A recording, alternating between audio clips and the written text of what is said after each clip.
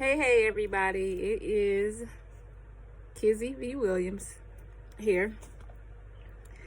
I am coming here. I just want to do this brief video. I want to touch on a few things, but mostly I want to talk about a post that I did on Facebook today. I realize I haven't been on YouTube in a very long time. I haven't posted anything to YouTube in a very long time, but that is about to change. And that'll be one of the things that I kind of address. Matter of fact, let me address it now. So yes, YouTube, I'm back.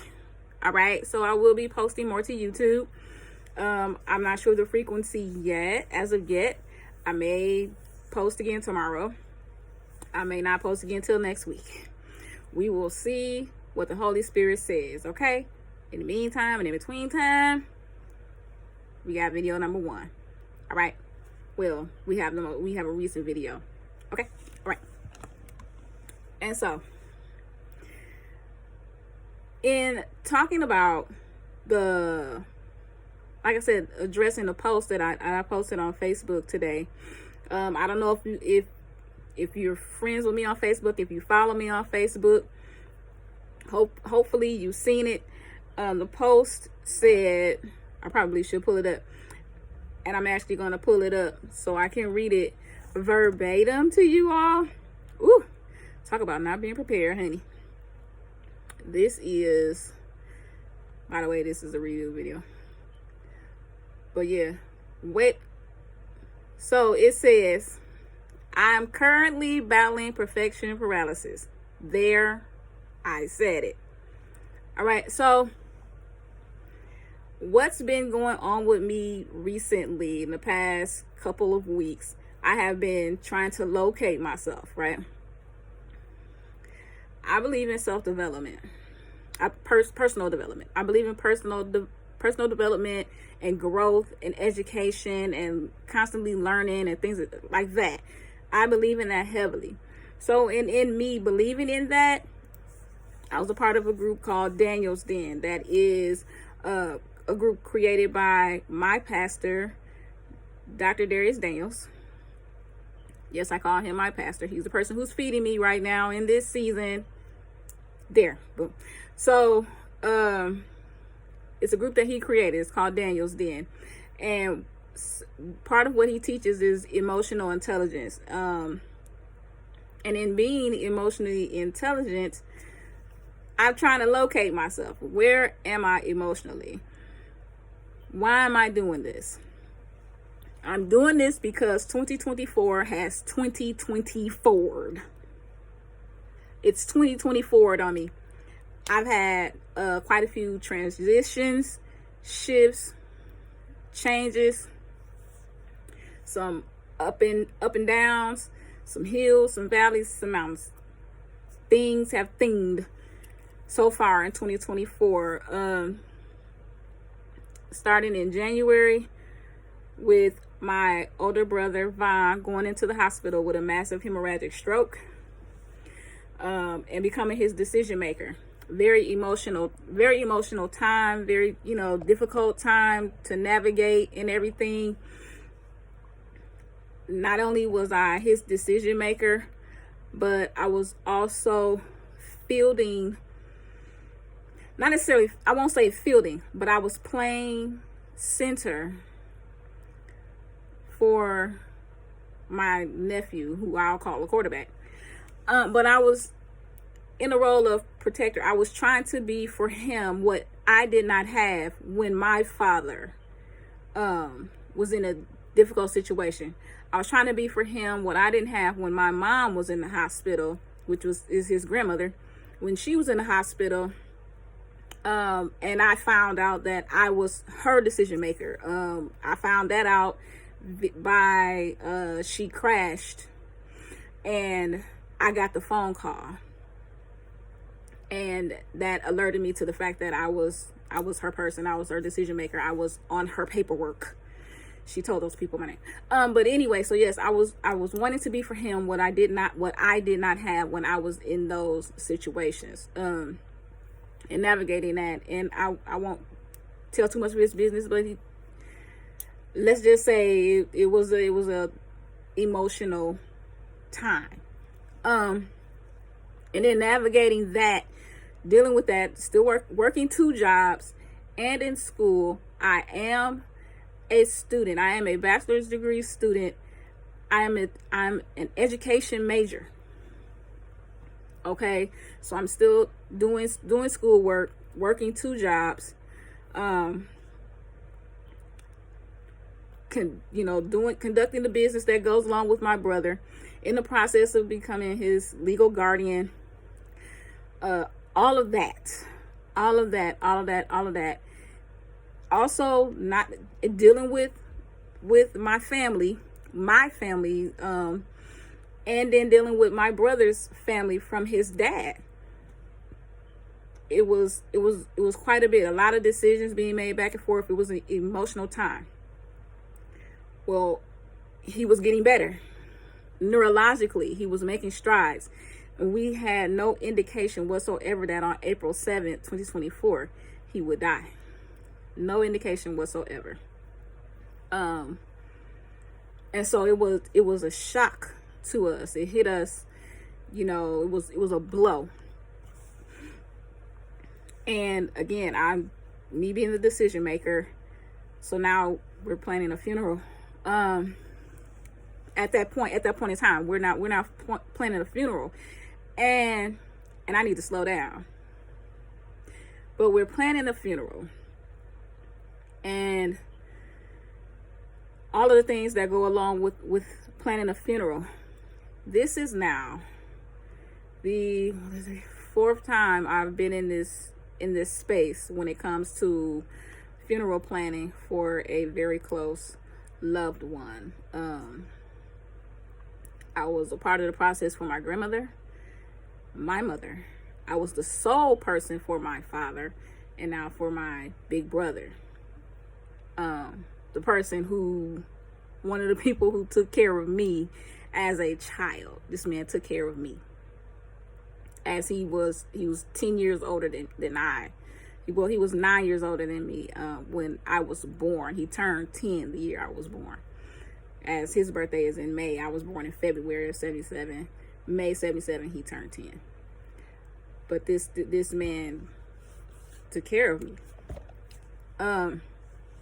And so here we are doing this, and we're going about things. And when he died, I was at peace, sad, but at peace. And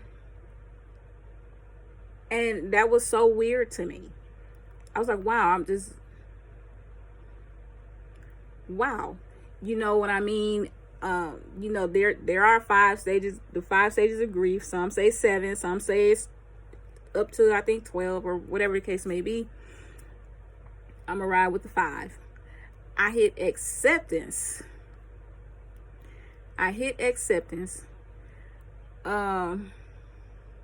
I've seen a couple of the other stages. I didn't see them long. I just go right back to acceptance. So just been in that place emotionally. So we plan a funeral. We funeralize him. Things go crazy with the funeral. And I'm still going about life. Dealing with what I'm dealing with in my own personal life, with my kids, my own life, all of that. And I'll say this. In the process of his death and, all of that kind of stuff, I did get angry. I wasn't angry that he died. I am, but not in the typical kind of way. But angry because he died, and I had no one to help me through it. I had no one to lean on through it. I had no one to, I have someone to call, but she's all the way in Phoenix. She can't put her hands on me. She can't put her eyes on me. She's all the way in Phoenix. And I'm not crying, you guys. It's my allergies. I promise you, when I tell you I'm sad that my brother died, but it's not like I'm grieving or mourning. I'm at peace in real life. But dealing with all of those things and just being on that emotional roller coaster, I was more so angry through all of that process because people were getting on my nerves. Real talk. People were just getting on my nerves. People were being extremely selfish. People were not caring or concerned about where I was, where his son was, how we felt about things. They were just in it for their selfishness and their own personal reasons. And just that kind of thing just really bothers me. I was the most mad about that through the whole ordeal. So we get through all of that. And I'm saying to myself, okay, Kizzy, where are you? What are you feeling? What are you feeling today? What emotional space are you in? Can you keep going forward do you need to take a break? Do you need to pull back? Where are you? What's going on? But not really being able to just fully do a full stop and just take a beat. So now here we are in July. It's July 24th. Just recently, my aunt passed. Our aunt passed. This is my uncle's wife, my mother's brother. If you know me, if you're friends with me, if you follow me, you know my mother is deceased. This is her brother. His wife passed. Woman I've known all of my life, has spent significant time with, been in close quarters with, passed away. And we just recently funeralized her. So it's been an emotional thing. Like I said, I had things going on with my children, things going on financially, nothing too crazy. Just life. Life is life. And life is life. And it just is what it is. But in the past couple weeks, I've been really trying to locate myself. I've really been just saying, okay, Kizzy, where are you? Because I think I'm finding it weird. I don't know, because not necessarily not knowing where I am, but I don't know where I am. I can't say that I'm depressed. I can't say I do deal with some anxiety, but it's kind of like situational things. If I have to have a MRI or something, I'm claustrophobic. Had to have some things done with my back, some injections in my back. Deal with the anxiety with that. That's another thing. I have a lot of some things going on in my body, physically, not anything like high blood pressure or diabetes or anything like that. And let's be clear, that is in my bloodline. And at this point in time in my life, those are some things that would be necessarily showing up. But praise the Lord, I don't have any of those issues. I have physical issues in my back and hips. So I had to do injections, things like that. So I have things going on with trying to complete coursework for school, major projects, having to teach lessons to children in classrooms, because I am an education major. I don't know if I said that. I am an education major. And so having to teach, create lesson plans, teach lessons, do major projects, all of this is all going on. Nothing stopped. But yeah, like I said, in the past couple of weeks, I've just been trying to locate myself and figure out where I am emotionally. And today I just said, I'm battling perfection paralysis. I just am. Where am I battling this at? Right here. You see how I'm on this video, doing this video, talking and going into things, and you're hearing my voice? This is where it is. Because I've known for a while what I'm supposed to have been doing, where and why. But because things, I'm the type of person, I need the graphics to look right.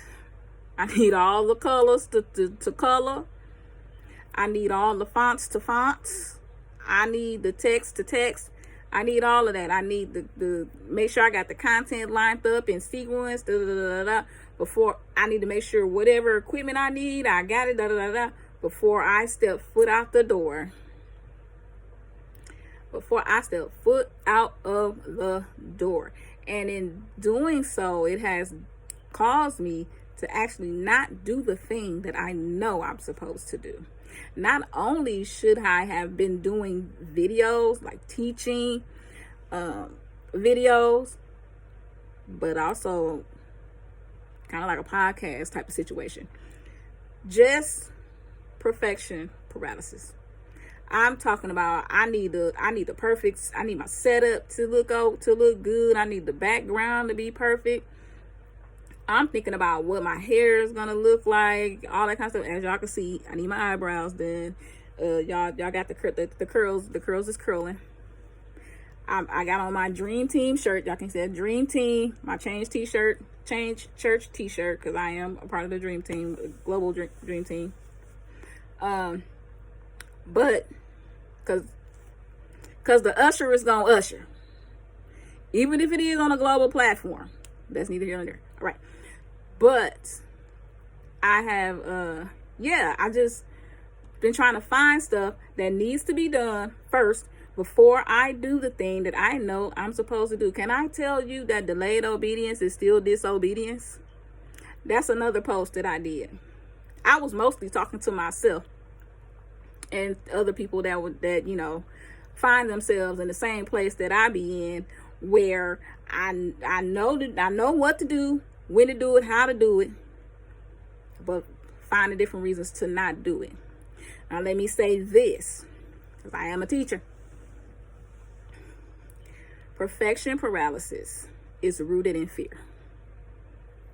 It is rooted in fear. For me, it's a fear of rejection. Okay? For me, it's a fear of rejection. And I completely understand that my audience is my audience. Whoever is going to be attracted to my voice will come. I am who I am, and I am who I'm for. I will not work outside of my sphere of influence, like Paul says. I understand all of that. But still, that fear of rejection will rise up. And the perfectionism will show up. Okay? So that's how it manifests itself for me, perfection paralysis. And what perfection paralysis does is that you nitpick at stuff, and you nitty niche to the point to where the thing that you're supposed to actually be doing does not get done. And I've been doing it for so long that this has not been getting done. But I'm here now. This is my setup for this video. This is my setup. This is my headboard. I'm sitting on the bed. I'm not in the bed, people. I'm just sitting on the bed, and my phone is set up on a tray table. I have a camera. I got all of that.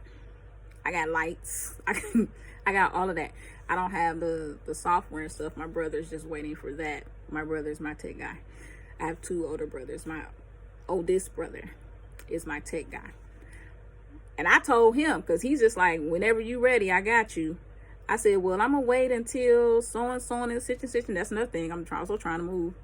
Well, I'm going to wait till I move so I can get the setup together and blah, blah, blah, blah, blah, and yada, yada, yada, to do the podcast. But can I tell y'all, I already got a podcast.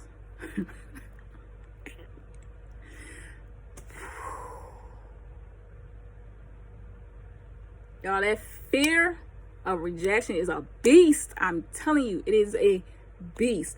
I already have a podcast. It's called Kingdom Vibes. It's called Kingdom Vibes. The only thing I need to do is rebrand it. I got content. I know what to talk about.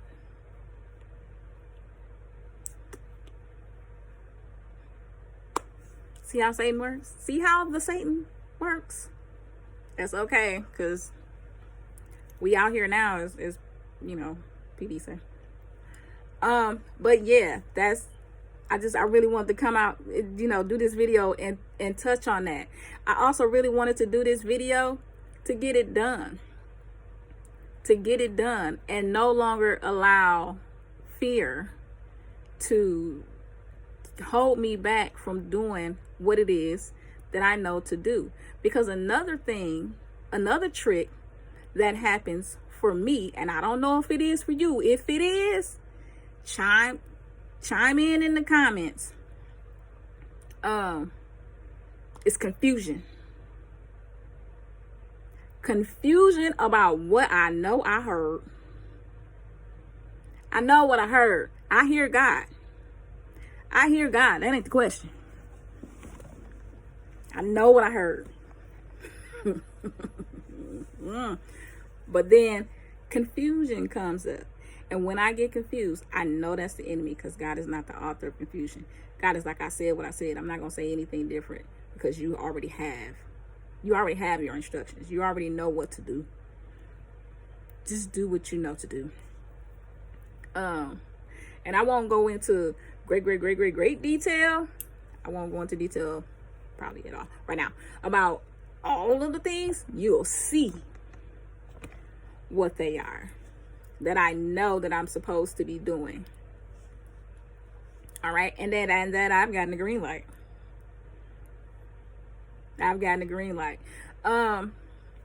So something else I want to talk about. So don't let when you're in perfectionism, when you know that there's something to do that you know you're supposed to be doing, especially in obedience to the Father, and you find yourself in a place where you trying to make it so you got everything in order, in the perfect place at the perfect time, and before you do it, check to see. It just might be that perfection paralysis showing up as a symptom of fear. Okay, fear is the root. Perfectionism is a sign of it, a symptom of it. Symptom. I'm a medical professional. Use correct terms, Kizzy. Okay, so perfectionism is a symptom of fear. All right, so that's that. But another thing I wanted to talk about a little bit, in doing these videos and being back on YouTube, I have a little more freedom in what I say, what I talk about, the content that I produce and present to the people. I will. We're talking about church hurt. Okay. I will be talking about church hurt. I will be talking about different things happening in the church. I will be talking about different things in the prophetic. I am a prophetic person. It is. I am.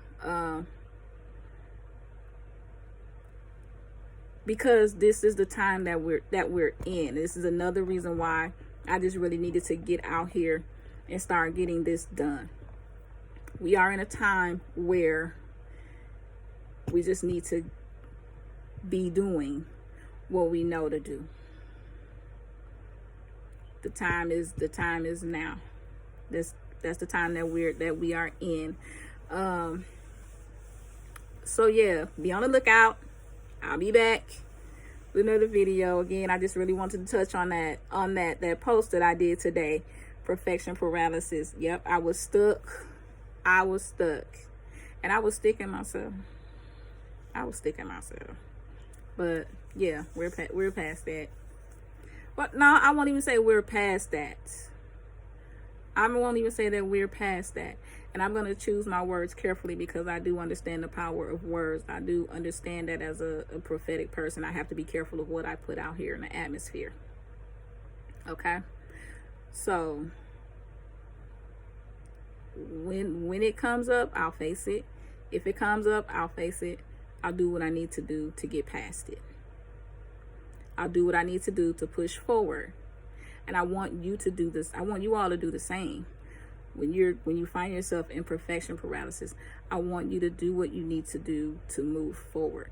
It's gonna look like doing it. It's going to look like just saying, you know what? Done is better than perfect, because perfect never gets done. Okay? It's gonna look like biting the bullet. It's gonna look like doing it scared. That cliche. Wow, that has become a cliche now. Do it scared. You're going to do a lot of things scared.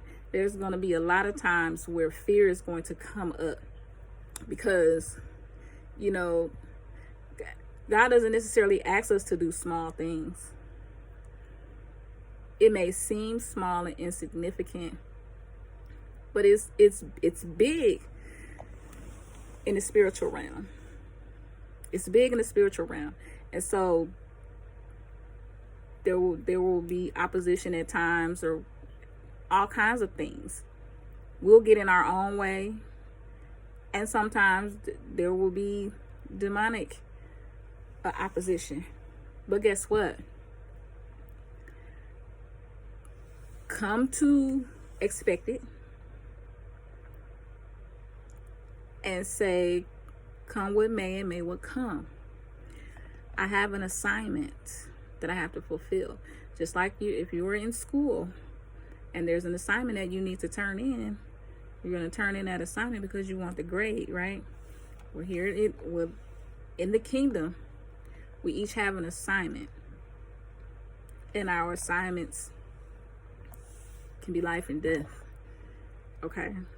Could be life and death spiritually, could be life and death physically. Right? And there are other people attached to you doing what it is that you know you are assigned to do. And in the event that you are unclear of what it is that you are assigned to do, start by knowing what your spiritual gifts are. Start by knowing what your spiritual gifts are, because your spiritual gifts will hone you in on, your calling. All right, your spiritual gifts will hone you in on your calling.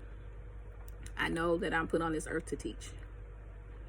I am a teacher, both in the natural and the spiritual. I am a teacher. I was put on this earth to teach. My role in this season, part of my role is teaching kids. Okay, and teaching is not the only gift that operates there. But I know that, I understand that, and I'm operating in that role.